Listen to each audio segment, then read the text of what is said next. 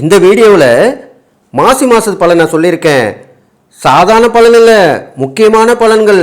உங்களுக்கு என்ன நடக்க போகுது, ஏது நடக்க போகுது, பணம் வருமா வராதா, வேலை கிடைக்குமா கிடைக்காதா, தொழிலில் முன்னேற்ற முடியுமா முடியாதா, கல்யாணம் தடைப்பட்டின்னு போகுது நடக்குமா நடக்காதா, குழந்தை பாக்கியம் கிடைக்குமா கிடைக்காதா, இது மாதிரி விற்கலாம். முக்கியமான விஷயங்கள் எல்லாமே முத்தாய்ப்பாக உங்களுக்கு சொல்லியிருக்கேன். கவனமாக கேளுங்க, ஸ்கிப் பண்ணாமல் பாருங்கள். கண்டிப்பாக உங்களுக்கு அங்கே விஷயம் இருக்குது, அதுக்குண்டான பரிகாரமும் இருக்குது. எல்லாமே சொல்லியிருக்கேன், நல்லாவும் சொல்லியிருக்கேன், நீங்கள் பயன்பெறும் வகையில் சொல்லியிருக்கேன். கண்டிப்பாக நீங்கள் நல்லா இருக்க போகிறீங்க. இதை பார்த்து அதன்படி நடந்துங்க, வெற்றி நிச்சயம்.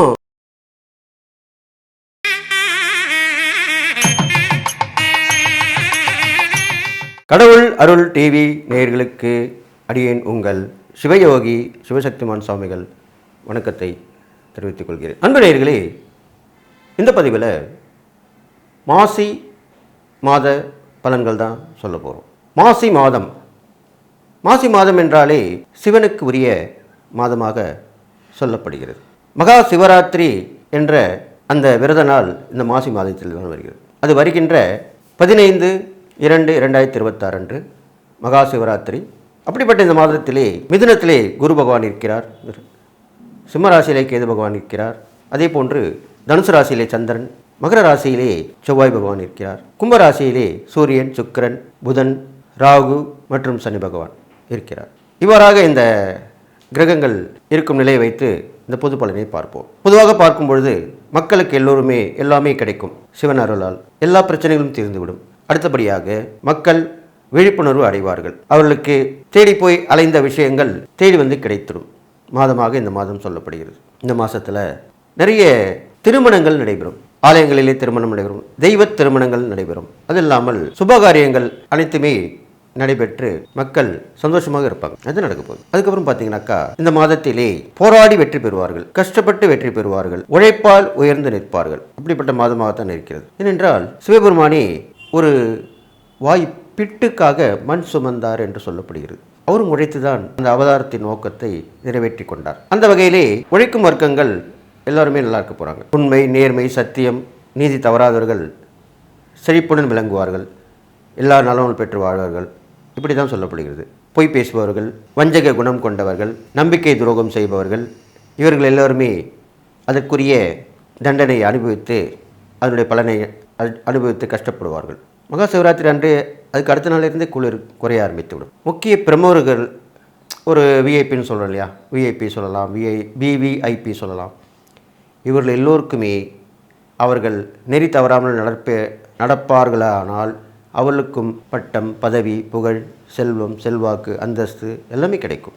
நோய் நொடிகள் அறவே அகன்றுவிடும். மக்கள் நல்ல ஒரு மேன்மையான பலனை அனுபவிப்பார்கள், சந்தோஷமான மனநிலையில் இருப்பார்கள் என்று சொல்லி 12 ராசிகளுக்கு உண்டான ஒவ்வொரு ராசிக்கும் உண்டான பலன்களை இப்பொழுது பார்க்கலாம். விருச்சிக ராசி நேயர்களே, உங்களுக்கு இந்த மாத பலன் தான் இப்போ சொல்ல போகிறேன். விருச்சிக ராசிக்காரங்க, நீங்கள் கவலைப்படுறது, சோம்பலாக இருக்கிறது, குழப்பமாக இருக்கிறது எல்லாமே எனக்கு தெரியுது. ஆனால் இப்போ உங்களுக்கு நல்ல நேரம் வந்துடுச்சு தானே, அது நான் சொல்லி தானே ஆகணும். அதுக்கு தான் இப்போ சொல்கிறேன். ரிஷிராசிக்காரன் பார்த்தீங்கன்னாக்கா மாதத்தில் குடும்பத்தில் உங்கள் பெரிய மனுஷன் மாதிரி பெரிய மனுஷன் இருப்பாங்கள்ல. பெரிய மனுஷனா யார்? பணம் இருக்கவங்க தான் பெரிய மனுஷன் இல்லை. நம்ம பெரியப்பா சொல்லலாம், தாத்தா சொல்லலாம், தாய் மாமாலேயே கொஞ்சம் வயது முதிர்ந்தவங்களாக இருந்தால் அவங்களையும் பெரிய மனுஷன் சொல்லலாம். அதே மாதிரி பெரிய மனுஷி அப்படின்னா யார்? நம்ம பெரியம்மாவாக இருக்கலாம், வயசில் மூத்தமாக அண்ணியாக இருக்கலாம், வயசில் மூத்த பாட்டியாக இருக்கலாம். இப்படி தான் தாய் தாப்பன் உறவுக்கு அடுத்த உறவாக இருக்கணும் பெரிய மனுஷன்னு சொல்லுவாங்க. அவங்களால நன்மை நடக்க போகுது. அதுக்கு தான் இவ்வளோ விஷயம் விளக்கமாக சொல்கிறேன். அப்போது அந்த மாதிரி வீட்டில் இருக்கிறவங்க மூலிமா பலன் கிடைக்கும். அவங்கள போய் நீங்கள் உங்கள் விஷயத்தை ஷேர் பண்ணிக்கலாம், உங்கள் பிரச்சனையை சொல்லலாம். கண்டிப்பாக அவங்க வழிவகுப்பாங்க. அவங்க உங்களுக்கு வாங்கி கொடுப்பாங்க. நீங்கள் இல்லாதவங்களாக இருந்தால் இருக்கிறவங்ககிட்ட இருந்து அவங்க வாங்கி கொடுப்பாங்க. இது மாதிரி நடக்குமா? நடக்குதே, நடந்து தானே இருக்குது. ஒவ்வொரு வீட்டில் இப்படி நடக்குது தானே இருக்குது. ஒரு வீட்டில் இருக்கிற பெரிய மனுஷன்லாம் பஞ்சாயத்து பண்ணி குடும்ப சண்டை வெளியே போகாமல் வந்துடுறாங்கல்ல, பார்த்துக்கிறாங்கல்ல. அது உண்மை தானே? நீங்கள் கண் கூட பார்த்துருப்பீங்க தானே? அதுதான் நடக்க போகுது. அதனால் விருச்சிக ராசிக்காரங்களுக்கு பெரிய மனுஷன் சொல்கிற போர்வையில் இருக்கிற அந்த தோற்றத்தை கொண்ட, அந்த உருவம் கொண்ட அந்த நபர் மூலிமா உங்களுக்கு நன்மை நடக்கும். அது இந்த மாதத்தில் நடக்கும். அது இல்லாமல் முயற்சி பண்ணுறது இருந்தாலும் சரி, தன்னுடைய உழைப்பு கொடுக்கறதுனாலும் சரி, முழு மூச்சாக செயல்படுறதா இருந்தாலும் சரி, எல்லாமே நல்லா நடக்க போகுது. என்ன எப்படி சொல்கிறீங்க? உங்களுக்கு இன்னும் புரியலையா? இப்போ சொல்கிறேன் கேளுங்க. ஒரு வேலையை எடுத்தால் அது முடிக்கிற வரைக்கும் கண்ணும் கருத்துமாக இருக்கணும். அதுக்கு என்ன சொல்லுவாங்க? செய்யும் தொழிலை தெய்வம்வாங்க. கர்மமே கண்ணாயினார் சொல்லுவாங்க. இது மாதிரி தான் இருக்கணும். கவனத்தை அங்கேயே கொண்டு போகணும், வேறு எங்கேயும் கொண்டு போகக்கூடாது. இப்போ ஒரு பயணம் போகிறீங்க, ட்ராவல் போகிறீங்கன்னா, வண்டி ஓட்டுறீங்கன்னா அதிலே இருக்கணும் கவனம், வேறு கவனம் செலுத்தக்கூடாது. ஒரு வேலையை பார்க்குறீங்கன்னா அந்த வேலை, கவனம் வந்து வேலையிலே இருக்கணும். ஒருத்தட்ட உதவி கேட்டிருக்கீங்கன்னா அவர்கிட்ட முயற்சி பண்ணிக்கிட்டே இருக்கணும். அவர் வீட்டில் போய் பார்க்கணும், ஃபோன் பண்ணணும், தொடர்ந்து ட்ரை பண்ணிக்கிட்டே இருக்கணும், முயற்சி பண்ணிக்கிட்டே தான் இருக்கணும். இன்னொரு விஷயம் தெரியுமா? உதவி ஒத்தாசெல்லாம் ஒருத்தர்கிட்டே எதிர்பார்க்கக்கூடாது. ஒருத்தர்கிட்ட கேட்டுனே இருங்க, திருப்பி இன்னொரு பேர்கிட்ட கேளுங்க. ஒரு 3-4 பேர்கிட்ட கேட்டால் தான் யாரோ ஒருத்தர் மூலிமா உதவி கிடைக்கும். இதுதான் நம்ம நடைமுறைக்கு சாத்தியமான விஷயம். ஒருத்தரையும் நம்பிக்கூடாது. அதுதான் உண்மையான விஷயம். அதுதான் இப்போ உங்களுக்கு நடக்க போகுது. அதுதான் சொல்லியிருக்கேன். அதுக்கப்புறம் பார்த்தீங்கன்னாக்கா, இந்த விருச்சிக ராசிக்காரங்களுக்கு கவனமாக இருக்கணும். எந்த விஷயத்தில்? வண்டி வாங்குகிற விஷயமா இருந்தாலும் சரி, இடம் வாங்குகிற விஷயமா இருந்தாலும் சரி, வீடு கட்டுற விஷயமா இருந்தாலும் சரி. வீடு கட்டி பாதி இருந்ததுன்னா அப்படியே விட்டுருங்க, கொஞ்ச நாள் போட்டோம், அதுக்கப்புறம் பண்ணிக்கலாம். இந்த நேரத்தில் நான் ஒன்று சொல்லுவேன். வீடு கட்டி பாதி நிற்கிறவங்களுக்கு திருப்பியும் அதுக்குண்டான வாய்ப்பு வரும்போது அதுக்கு ஒரு பூஜை போட்டு பரிகாரம் பண்ணி தான் செய்யணும். அது மூலம் தெரிஞ்சுங்க. இதனால் அனுபவம் வாய்ந்தவங்க மூலிமா கேட்டு தெரிஞ்சு பண்ணிங்கனாக்கா சரியாயிடும். அதே மாதிரி நான் சொன்ன அந்த வண்டி விஷயங்கள், இடம் விஷயங்கள் எல்லாமே கொஞ்சம் தள்ளி போகிறது நல்லது. இந்த நேரத்தில் வாங்க வேணாம், செயல்படுத்த வேணாம். இது மட்டும் இல்லை, நட்பு உறவுகள் மூலியமாகவும் எந்த கொடுக்கலும் வச்சுக்க வேணாம். உதவி தாசலும் நீங்கள் கொடுங்க, அவங்ககிட்டருந்து வாங்காமல் இருங்க. அதுதான் முக்கியம். அதில் பிரச்சனை வரும், அதுக்காக அப்படி சொல்லியிருக்கு. அடுத்ததாக பார்த்தீங்கன்னாக்கா, புது புது விஷயங்கள் உங்களுக்கு தெரியும். சொல்கிறோம் இல்லையா, அனுபவம் தான் கடவுள்னு சொல்லுவாங்க. கடவுள் தான் அனுபவம், அனுபவம் தான் கடவுள். இது நல்லா ரொம்ப அனுபவப்பட்டவங்க சொல்லக்கூடிய வார்த்தை. அது உண்மையும் கூட. ஒரு அனுபவப்படும்போது தான் ஒரு மனுஷன் புடம் போட்ட தங்கமாக மெருகேற்றி வரான் அப்படின்னு சொல்லப்படுது. அப்படிப்பட்ட அனுபவங்கள் உங்களுக்கு கிடைக்கும். அதை நீங்கள் பயன்படுத்திக்கணும். அந்த அனுபவத்தை தெரிஞ்சு வச்சுக்கணும். தெரிஞ்சு வச்சு என்ன பண்ணணும்? நீங்கள் 4 பேருக்கு சொல்லணும். அதுதான் உண்மை. அதாவது இலவசமாக கிடைக்கக்கூடிய ஒரே விஷயம் என்னென்னு கேட்டிங்கன்னா, ஒருத்தருக்கு நம்ம சொல்லக்கூடிய ஆலோசனை தான். அது ஆலோசனையாக இருக்கலாம், நம்ம வழிகாட்டியாக இருக்கலாம், எல்லாமே இருக்கலாம். அட்வைஸ்ன்னு சொல்லுவாங்க. அந்த அட்வைஸ் தான் ஈஸியாக கிடைக்கும். அதனால் ஏன் அப்படி சொல்கிறேன்னா, அப்படி யாராவது செஞ்சாங்கன்னா அந்த அட்வைஸை நீங்கள் ரிசீவ் பண்ணிங்க.